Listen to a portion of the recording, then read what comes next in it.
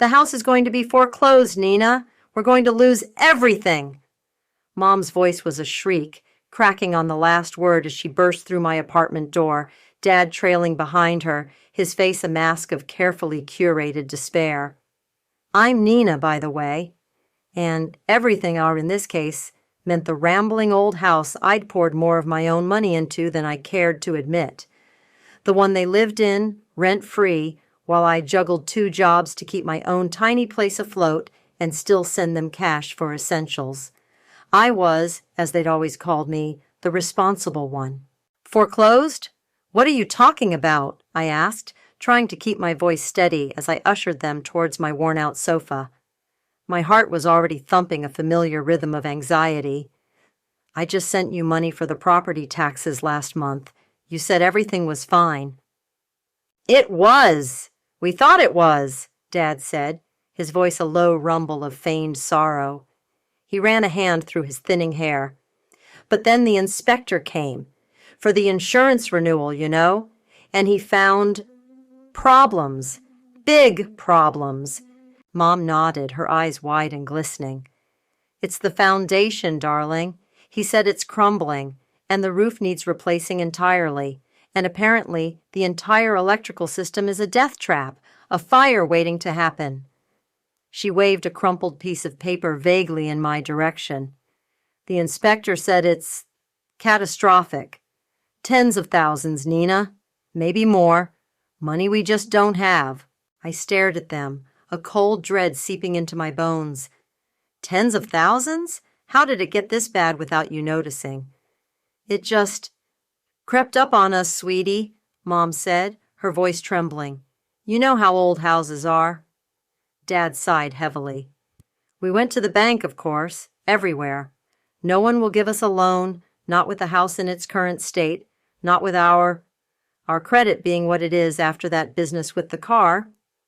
Mom started to sob then, actual tears this time, big, messy ones that dripped onto her expensive-looking, and probably new, silk blouse. We're going to be homeless, Nina, at our age. But, Dad interjected, leaning forward, his eyes suddenly sharp beneath the worried brow, a flicker of something I couldn't quite name.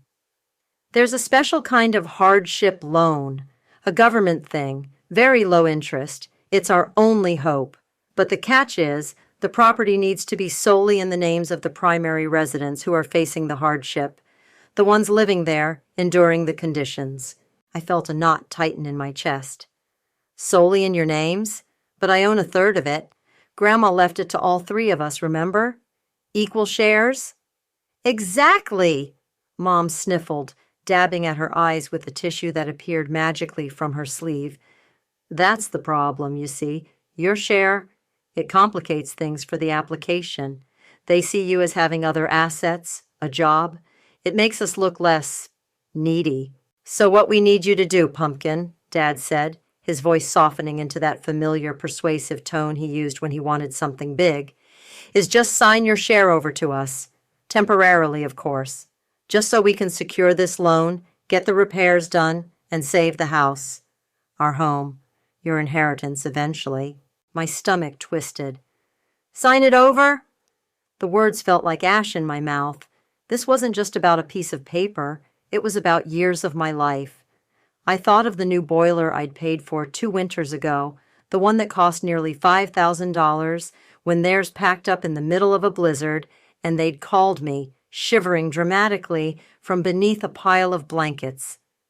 I remembered the emergency plumbing work last spring that had eaten up my entire vacation fund, the one I'd been saving for 3 years to finally see the ocean. They'd promised to pay me back, of course. They always did.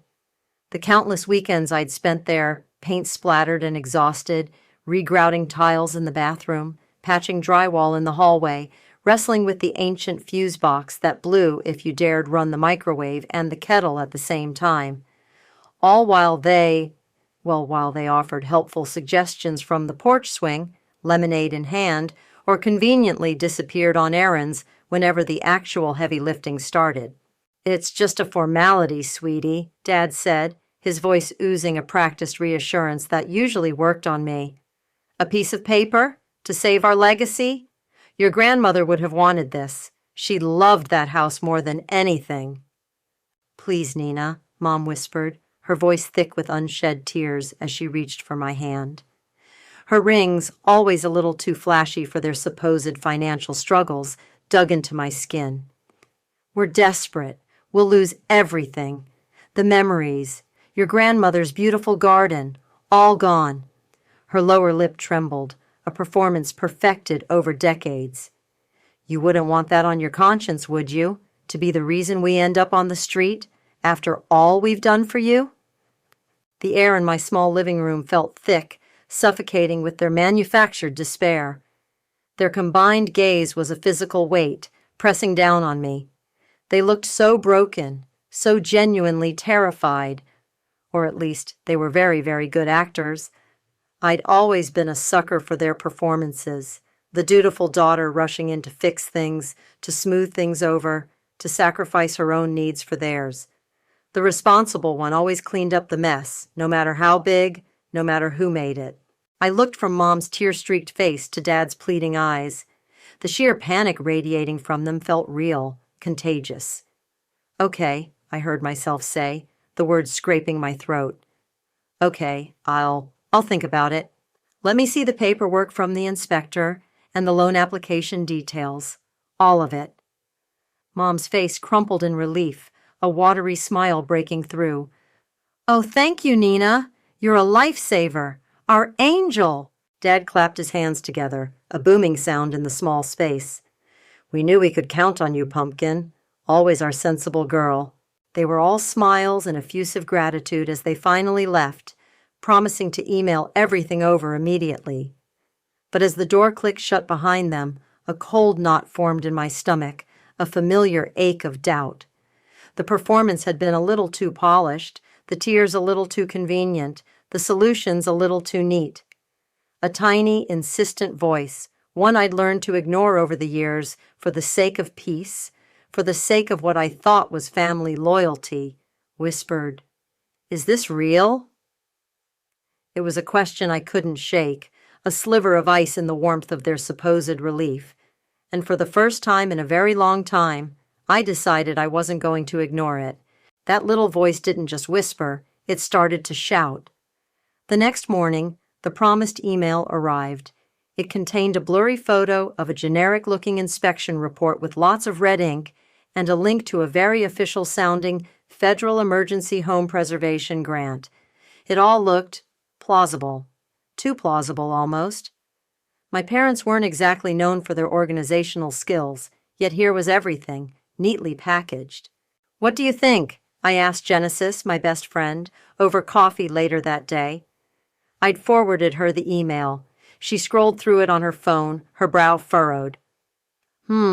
Genesis said, tapping her chin. "The report looks scary, sure, but catastrophic, and they only just noticed? And this grant, it seems legit, but the part about needing sole ownership for hardship feels a bit convenient for them, doesn't it?" "Exactly," I said, relieved someone else saw it. "They want me to sign over my third, just like that." Genesis leaned back, her expression thoughtful. "Nina, you've bailed them out how many times? Remember the investment opportunity with their friend Barry that went south? Or the time Dad decided he was going to be a day trader?" I winced. "Don't remind me." "Look," she said, her voice firm but kind. "You love them? I get it. But this is a huge deal. Your grandmother wanted you to have that share for a reason.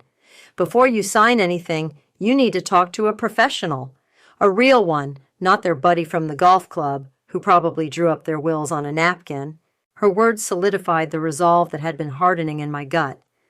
That afternoon, instead of calling the lawyer my parents had vaguely mentioned they'd be using, "A lovely man, very understanding of our situation," Mom had cooed, I made an appointment with Adrian.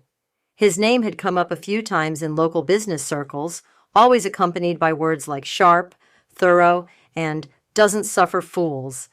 Exactly what I needed. Adrian's office was sleek and modern, a stark contrast to the dusty, cluttered spaces I associated with my parents' various advisors.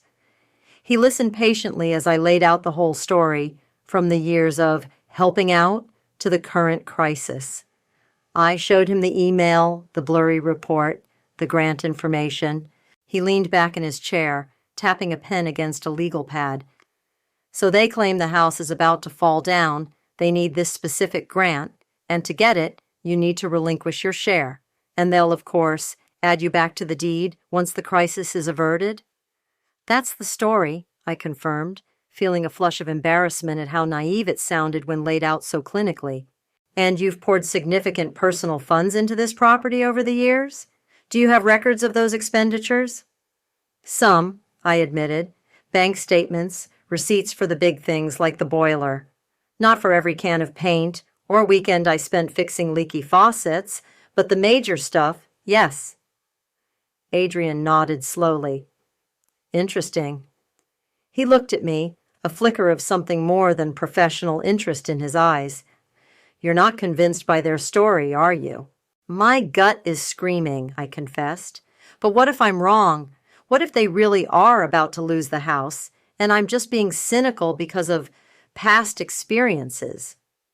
Cynicism can be a healthy survival mechanism, especially when dealing with consistently unreliable parties, Adrian said, a ghost of a smile playing on his lips. Let's assume, for a moment, your gut is right. Let's assume this is less about saving the house and more about consolidating assets. If you sign a standard quitclaim deed, your share is gone. Poof, irrevocable. My blood ran cold. So what can I do? I don't want to be the reason they lose the house if it's true, but I also don't want to be a fool. We can draft an agreement, Adrian said, leaning forward. One that acknowledges the transfer for the specific purpose of securing this alleged grant and completing these alleged repairs. But we can also include a clause, a very specific, very binding clause. Something that protects your equitable interest should the stated urgent need prove to be misrepresented, or if the property is subsequently sold or leveraged in a way that doesn't align with the spirit of this rescue mission. A spark of hope, fierce and unexpected, ignited within me. You can do that? I can certainly draft it, he said. The key will be in the wording, and in them signing it without too much scrutiny. Over the next few days, Adrian and I worked on the wording. He was brilliant, anticipating loopholes I would never have dreamed of. The clause was a masterpiece of legal subtlety, couched in language that sounded like standard protective measures but held a potent sting in its tail.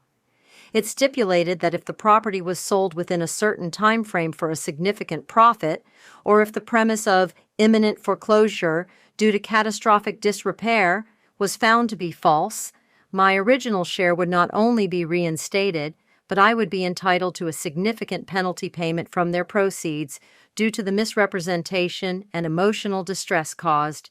The signing was scheduled for Saturday morning at their house. Just a quick pop-over, sweetie, so we can get this to the grant office first thing Monday, Mom had chirped over the phone. I arrived, my heart hammering against my ribs, the carefully drafted documents in my briefcase. Adrian had advised me to present it as just some standard paperwork my lawyer recommended to ensure everything is above board for everyone. They were practically vibrating with eagerness. Dad had the pen ready before I even sat down at the kitchen table. Mom was already talking about what color they should paint the living room once the dust settled. Here you go, I said, my voice surprisingly steady as I handed them the sheaf of papers. My lawyer just added a small addendum, standard stuff, just to protect everyone's interests, make sure the transfer is clearly for the purpose we discussed. I tried to sound breezy, unconcerned. Dad barely glanced at it. Right, sensible. Always our sensible girl.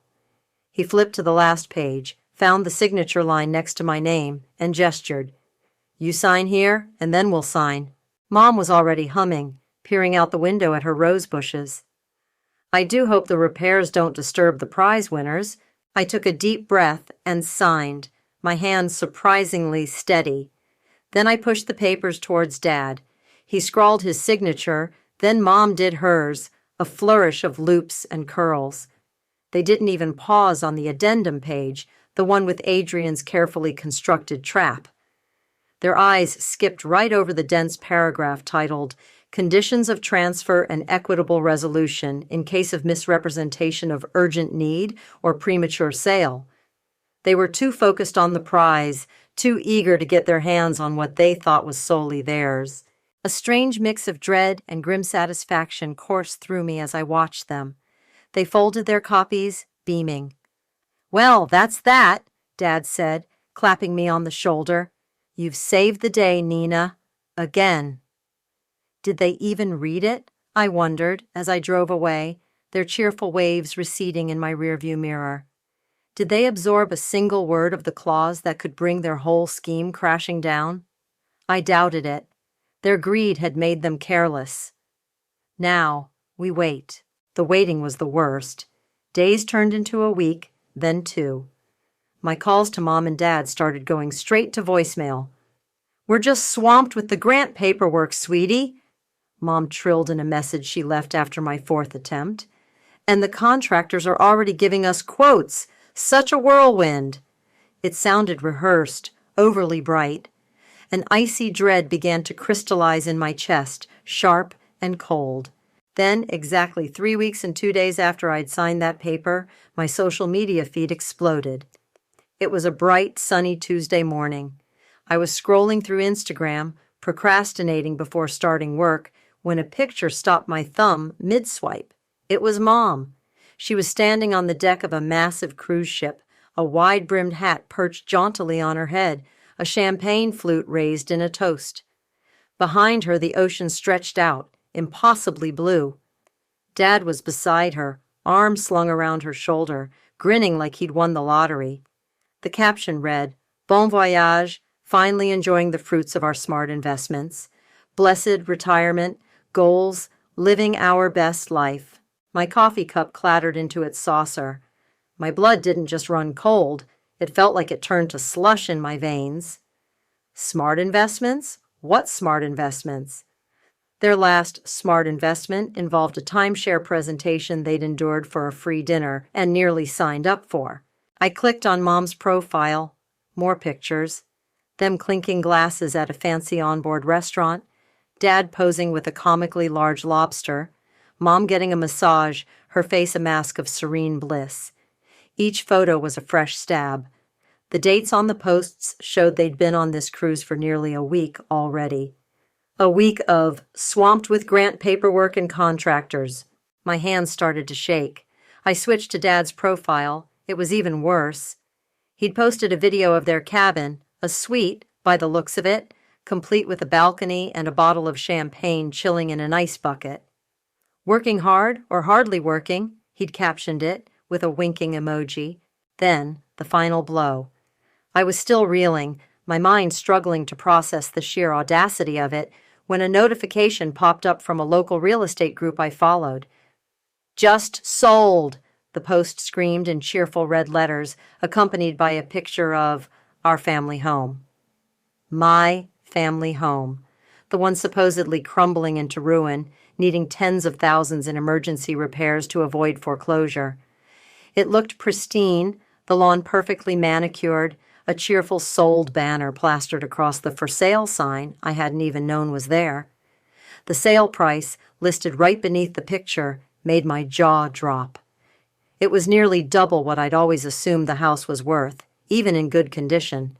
The betrayal was a physical blow, winding me. I felt the air leave my lungs in a ragged gasp.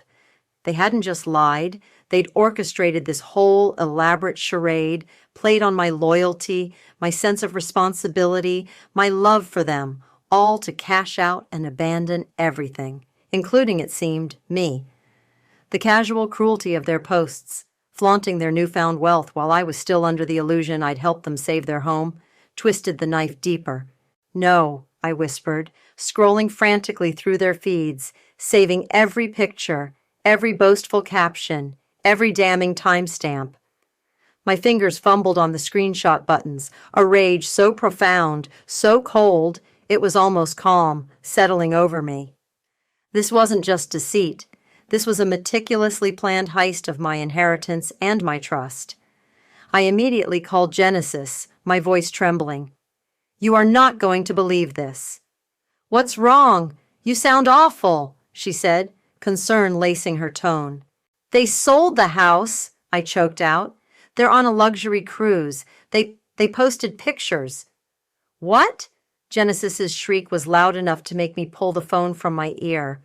"Those absolute— I can't even say the words. After everything you did? After they cried poverty to you?" "It's all there, Jen. Online. For everyone to see." I forwarded her the links, the screenshots. The silence on the other end of the line was heavy. Then, "Oh, Nina. Oh, honey, I am so sorry. These people, they're unbelievable." Her indignation was a small, fierce comfort in the roaring inferno of my own anger. "What are you going to do?" I looked at the screenshot of Mom, beaming, champagne in hand, with the caption, "Living our best life, free from burdens." The only burden they'd freed themselves from was the pretense of caring about anyone but themselves. "I'm going to call Adrian," I said, my voice dangerously quiet. "And then I'm going to make them regret every single celebratory selfie." Just then, my phone pinged with another notification. Dad had posted again. A picture of them at a casino table on the ship, chips piled high in front of him. He was winking at the camera, holding up a winning hand of cards. The caption, "Lady Luck is on our side. Some sacrifices are worth it for this kind of freedom. No regrets." Oh, they'll have regrets, I thought, a bitter smile touching my lips. They just don't know it yet. The game wasn't over. In fact, it was just beginning. My first instinct, after the initial wave of fury and the call to Genesis, was to reach out to Camila, my younger sister. Maybe she didn't know. Maybe she'd be as horrified as I was. We weren't super close. She'd always been Mom and Dad's golden child, the one who could do no wrong, while I was the reliable, slightly boring older sister. But still, this was family, or what was left of it. I called her. It rang 5 times before she picked up, her voice breezy and distracted. "Hey, Nina, what's up?" "Camila, have you seen Mom and Dad's social media lately?" I tried to keep my voice even, neutral. "Oh yeah, the cruise. Looks amazing, right? So glad they're finally getting a break. They really deserved it after all that stress with the house." My stomach clenched. Stress with the house? "Camila, they sold the house." There was a pause. "Well, yeah. I mean, that was the plan, wasn't it? To get something smaller, more manageable? Mom said it was just too much for them, all that upkeep." "No, Camila," I said, my patience fraying. "The plan, the one they told me, was that the house was falling apart and they needed me to sign over my share so they could get an emergency grant to fix it and avoid foreclosure. Not so they could sell it for a massive profit and go on a luxury cruise."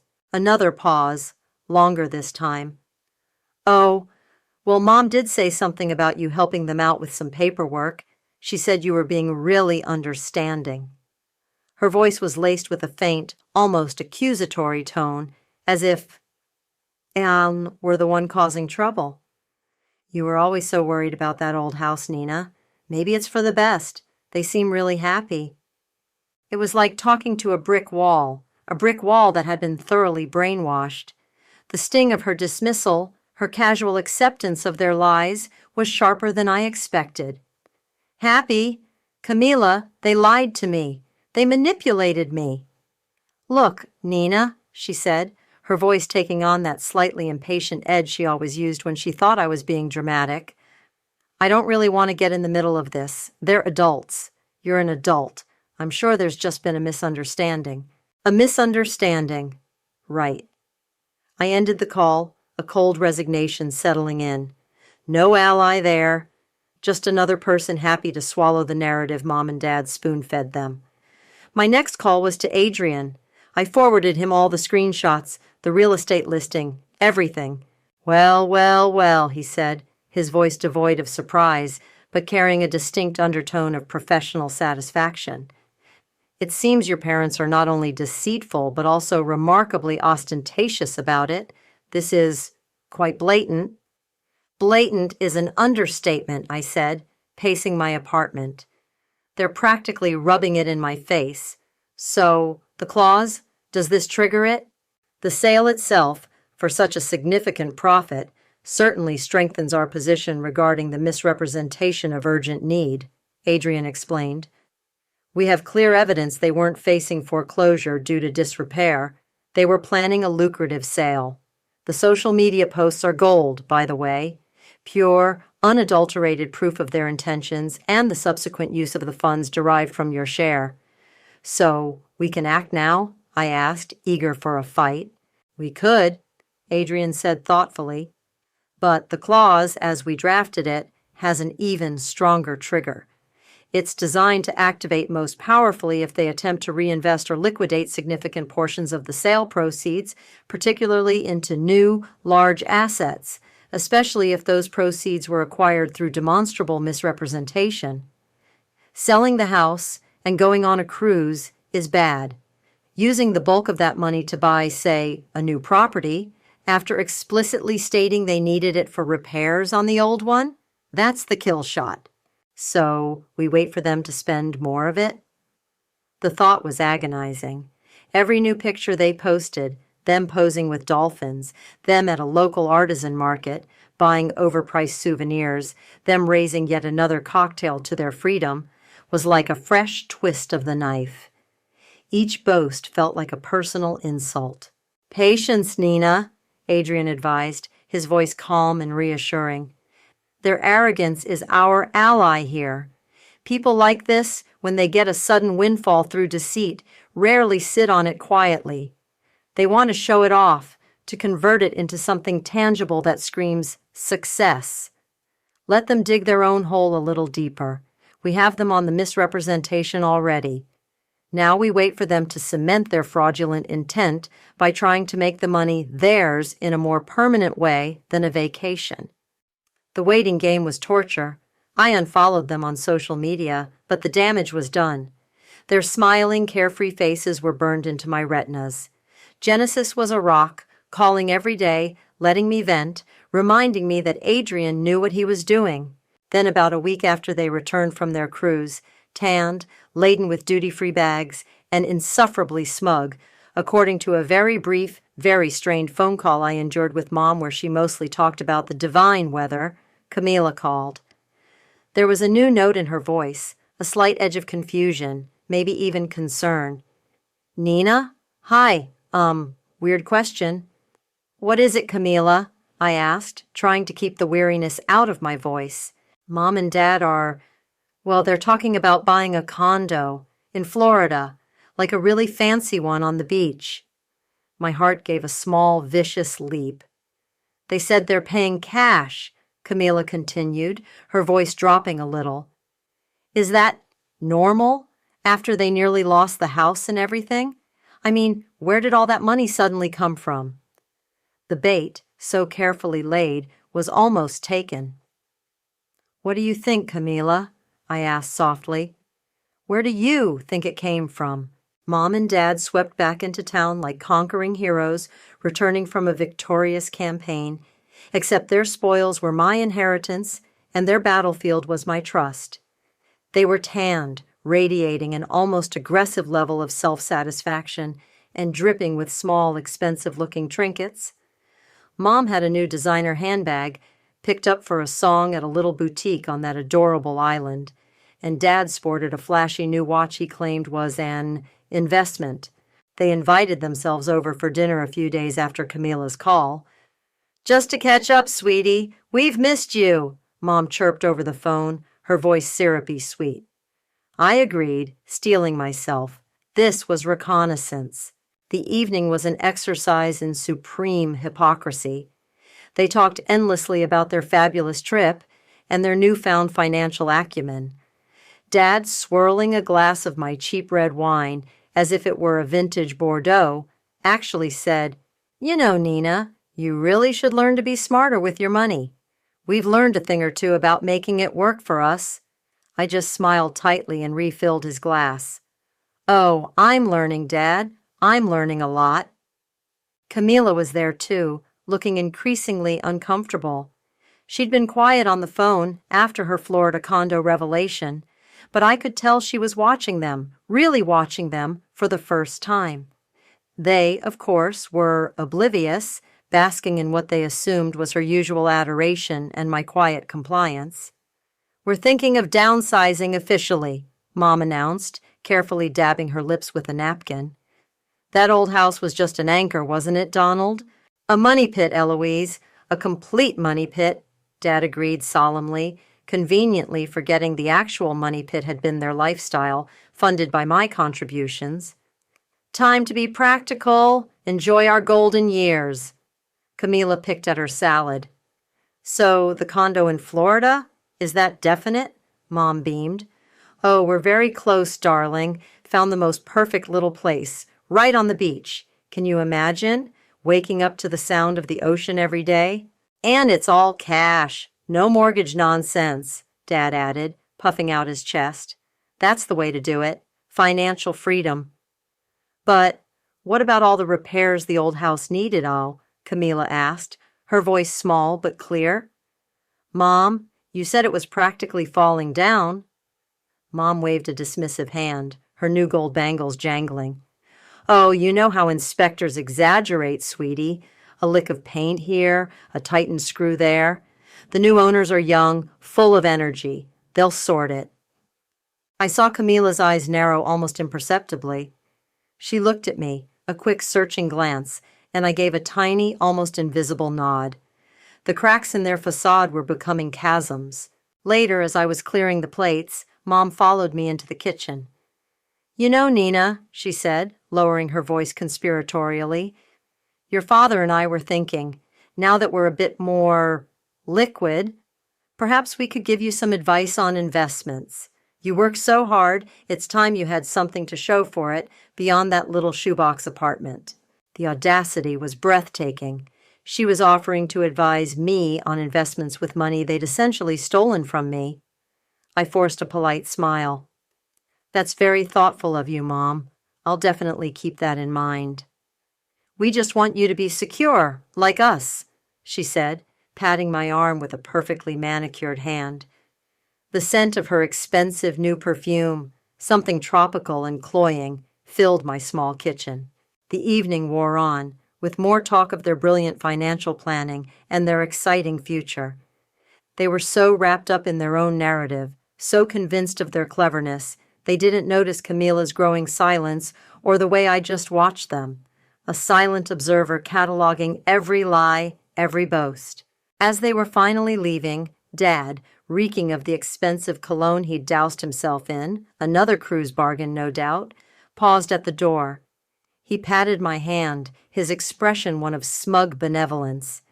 "Don't you worry your pretty little head about finances, Nina. We've got it covered now. We're experts." He winked. "In fact," he added, his voice dropping as if sharing a thrilling secret, "we just put a hefty, non-refundable deposit down on our dream beachfront condo this afternoon. All cash, of course. Sealed the deal." My heart didn't just leap, it soared. It did a triumphant backflip. That's it, the final, crucial piece. A large, non-refundable cash deposit on a luxury property paid for with the proceeds of the house they'd tricked me out of. This wasn't just spending. This was a clear, undeniable attempt to convert their ill-gotten gains into a significant, tangible asset. Adrian had said this would be the kill shot. "Oh, wow, Dad," I managed, keeping my voice carefully neutral, even impressed. "That's decisive." "Got to be, Pumpkin," he said, puffing up again. "When you see an opportunity, you grab it with both hands. That's what separates the winners from the losers." He squeezed my hand again, then turned to leave, Mom already halfway down the path, calling out about needing to set her alarm early to call the Florida realtor. I closed the door behind them, a slow, predatory smile spreading across my face. "Winners and losers, Dad. We'll see about that." I pulled out my phone, my fingers already dialing Adrian's number. The waiting was officially over. "They did it, Adrian," I said, my voice low and charged, the moment I heard his calm, "Hello?" on the other end of the line. They put a large, non-refundable cash deposit down on a beachfront condo in Florida. Dad just told me. Bragged about it, actually. There was a beat of silence, then Adrian's voice, crisp and decisive. "That, Nina, is precisely what we've been waiting for. The significant reinvestment of fraudulently obtained funds into a new, substantial asset. It triggers every penalty in that clause we drafted." I could almost hear the satisfaction in his tone. "Do you know the amount or the realtor they used?" "He just said hefty and all cash. Mom mentioned calling the Florida realtor first thing in the morning. I don't have specifics, but they weren't exactly subtle about it." "Subtlety doesn't seem to be their strong suit," Adrian commented dryly. "Don't worry. A non-refundable deposit on a Florida property, especially a cash deal, will leave a very clear paper trail.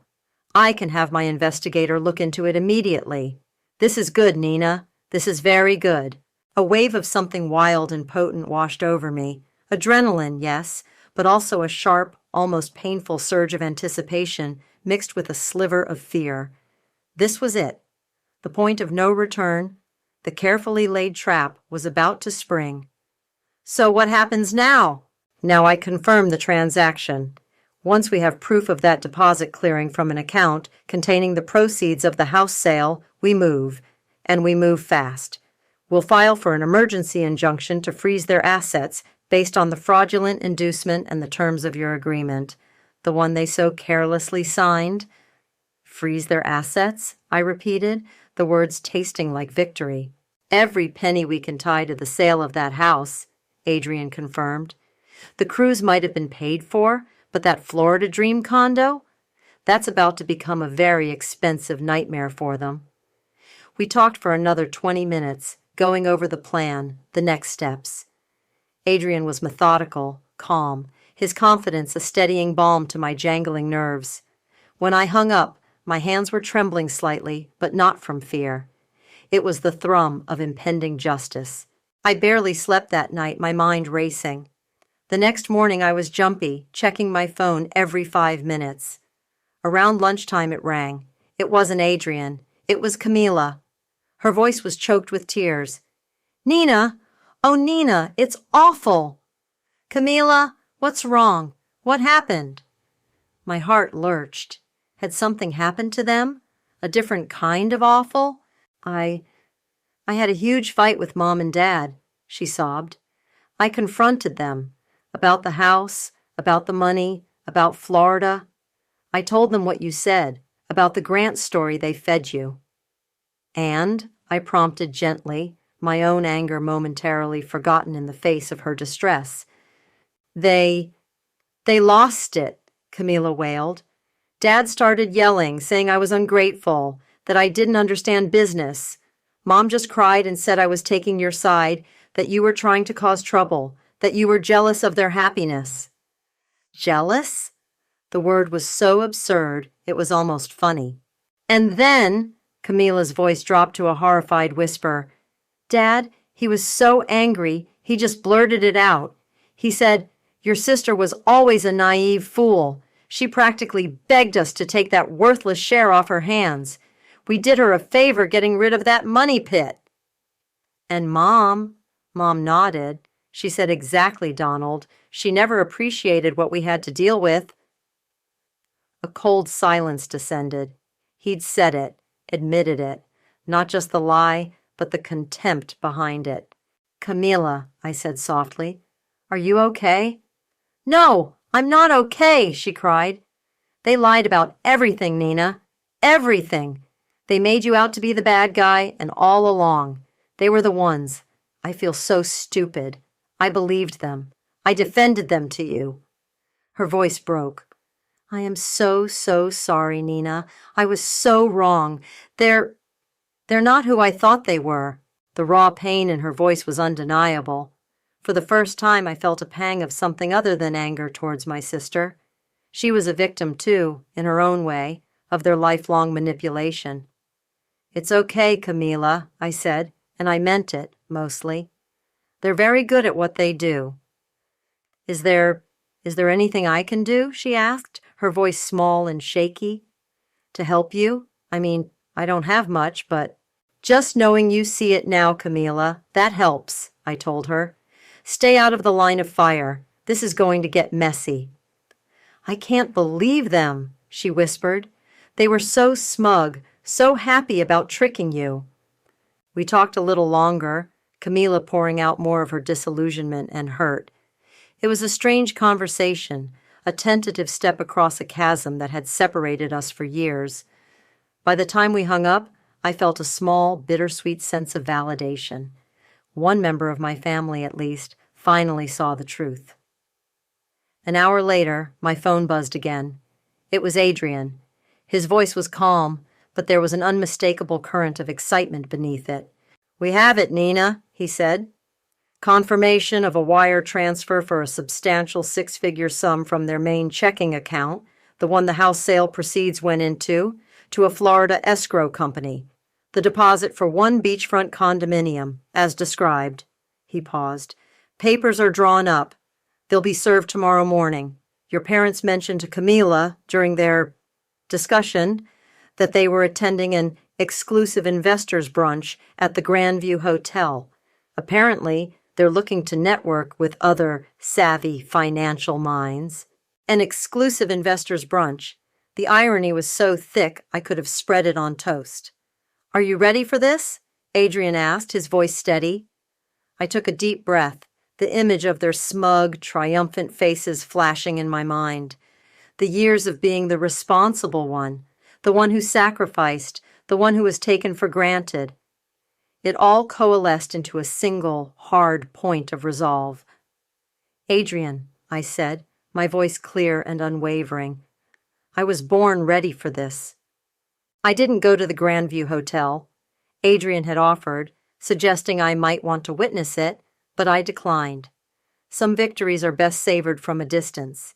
Instead, I sat in my tiny apartment, a cup of coffee growing cold in my hands, and imagined the scene. Camila, racked with guilt and a strange, horrified curiosity, had decided to tag along with Mom and Dad to the brunch. She promised to text me updates, a reluctant spy in the enemy camp. The first text came at 11:03 a.m.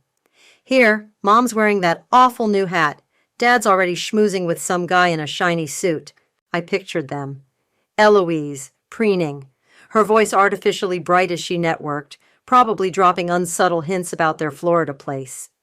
Donald, expansive and loud, already on his second complimentary mimosa, holding court about his knack for spotting an opportunity. They'd be feeling invincible on top of the world, surrounded by people they imagined were their new peers. The irony was delicious. Adrian had timed it perfectly. The process server, a discreet but imposing figure, was instructed to approach them just as the main speaker, some local investment guru, was about to begin his presentation. Maximum audience, maximum impact. 11:28 a.m. Camila. Oh my God, a man in a suit just walked up to them, handed them a big envelope. Mom looks confused. My heart began to hammer. This was it. 11:29 a.m. Camila. Dad's opening it. He's frowning. Now he's looking pale, really pale. I could see it. Dad's jovial expression faltering, the blood draining from his face as he scanned the first page. The legal jargon, the official letterhead, the stark, undeniable words. Nina Waters versus Donald and Eloise Waters. The documents were comprehensive. Adrian had left no stone unturned. Page 1, a summary of the original agreement, the one they'd signed so blithely, highlighting my transfer of share for the sole purpose now of emergency repairs and grant application. Page 2, copies of my bank statements, meticulously detailing years of my financial contributions to the crumbling house. Page 3, a vibrant collage of their own social media posts, the cruise ship, the champagne, the no regrets captions, juxtaposed with the sold listing of the house and its hefty sale price. Evidence of their blatant, joyful misrepresentation. And then the centerpiece, a full, highlighted copy of the Conditions of Transfer and Equitable Resolution Clause, the one they hadn't bothered to read, the clause that didn't just demand the return of my original one-third share. Oh no. It stipulated that due to fraudulent inducement, misrepresentation of urgent need, and the demonstrable emotional and financial distress caused, all assets purchased with or derived from the proceeds of the family home sale were to be immediately frozen. Furthermore, they were liable for 3 times the value of my original share, plus all accrued legal fees. 11:31 a.m. Camila. Mom just grabbed the papers. Her mouth is open. She looks like she's seen a ghost. People are starting to stare. Their confident smiles, the ones they'd worn like masks for weeks, would be crumbling. Disbelief would be warring with a dawning, sickening horror. The savvy investors around them, the ones they were so eager to impress, would be witnessing their grand facade shatter into a million pieces. 11:33 a.m. Camila. Dad is yelling, quietly but yelling, at Mom. Something about your stupid idea, and I told you she was too smart. Mom is shaking her head, tears in her eyes. She looks small. Small? That was a word I'd never associated with Eloise. Dominating, manipulative, yes. But small? The power dynamic was shifting, live, in front of an audience of their carefully cultivated new friends. 11:35 a.m. Camilla. Mom just slumped in her chair. I think she might have fainted. Dad is trying to help her up. He's shouting for water. Everyone is looking. This is a disaster. A disaster of their own making. A beautiful, perfectly orchestrated, legally binding disaster. The dream retirement, the Florida condo, the life of leisure built on lies, all imploding in real time at an exclusive investor's brunch. The humiliation must have been exquisite. My phone buzzed. This time it was Adrian. His voice was calm, professional, but I could hear the undertone of triumph. It's done, Nina, he said. They've been served. According to the process server, Mr. Waters became rather agitated. Mrs. Waters required assistance after appearing to lose consciousness briefly. The hotel manager was not pleased with the disruption to his esteemed event. Agitated? I asked, a grim smile playing on my lips. That's the polite term, Adrian said. He was apparently shouting about being set up, about how you tricked them. The irony, it seems, is lost on him. And their accounts? Already flagged. Our injunction request was granted this morning based on the evidence of the Florida deposit. They'll find access to those funds problematic. Their lawyer will be getting a very unpleasant call from them shortly, I imagine, if they can reach him, and if he's willing to take the case once he sees our documentation. I leaned back in my chair, a long, slow breath escaping my lips. The tension that had been coiled inside me for weeks, for months, for years, finally began to unwind. The weight of their deceit, their casual cruelty, their arrogant dismissal of me. It was still there, a scar, but it no longer had the power to crush me. Eloise fainted. Donald was shouting about how I tricked them. The sweet, undeniable irony. It wasn't just justice, it was poetry. The fallout was, as Adrian had predicted, swift and brutal. Their bluster at the brunch dissolved quickly when faced with the cold, hard reality of frozen bank accounts and an ironclad legal agreement. Their lawyer, after one look at the clause and Adrian's meticulously compiled evidence, apparently advised them that fighting it would be financial suicide. They had no room to maneuver. The hefty, non-refundable deposit on the Florida condo? Gone. Kissed goodbye. A painful 6-figure lesson in reading the fine print. The court order came through, enforcing the terms of our agreement to the letter. The judgment was for 3 times the value of my original share of the house, plus every penny of Adrian's legal fees. It was a staggering sum, enough to wipe out a significant portion of the profit they'd made from the sale. Their smart investments had turned to ash in their mouths. The social ruin was almost as devastating for them as the financial one. News of the investors' brunch incident spread like wildfire through their small circle of new acquaintances. The story inevitably got embellished. Tales of Eloise's dramatic collapse, Donald's apoplectic rage, the sheer audacity of their con. They went from being the aspirational new couple on the block to social pariahs overnight. No more fancy dinners, no more networking events, just the four walls of the modest rental apartment they were forced to move into. A far cry from the beachfront Florida dream. Camila called me a few days after the judgment was finalized. Her voice was subdued, tinged with a sadness that felt genuine. "They're broken, Nina," she said.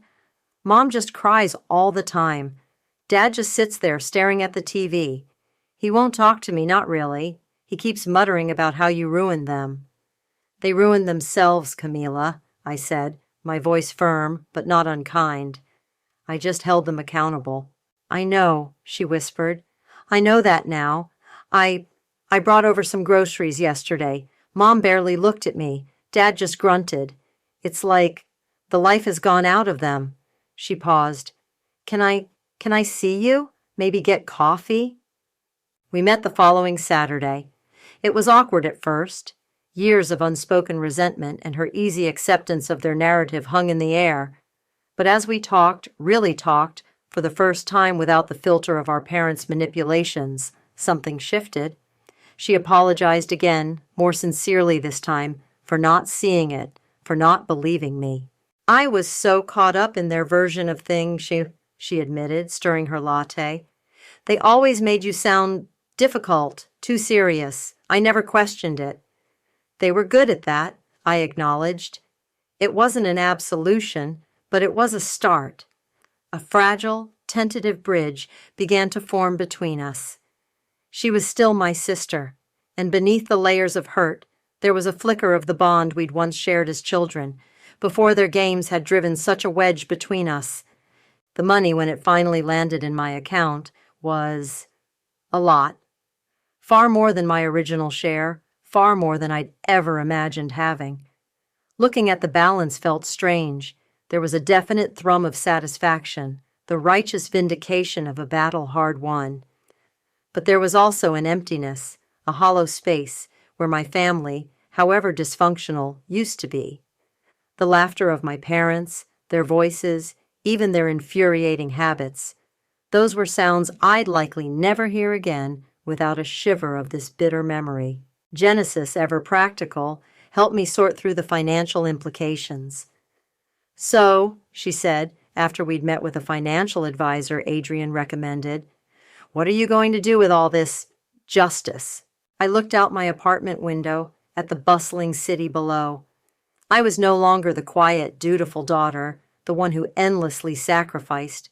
That Nina was gone, burned away in the crucible of their betrayal.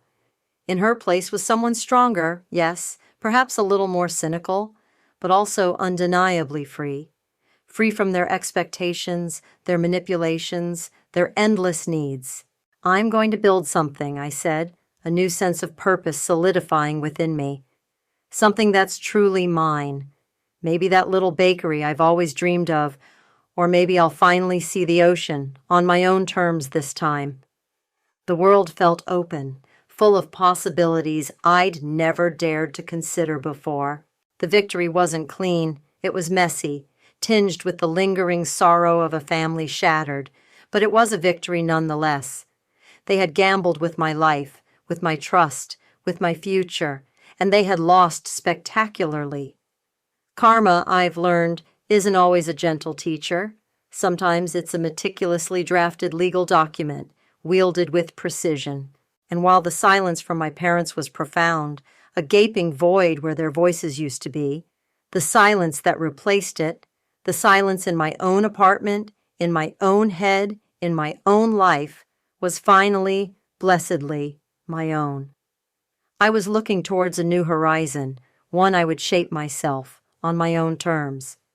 The price of justice had been high, the sting of betrayal would likely always linger, but the empowerment I found in reclaiming my life, in standing up for myself, that was priceless.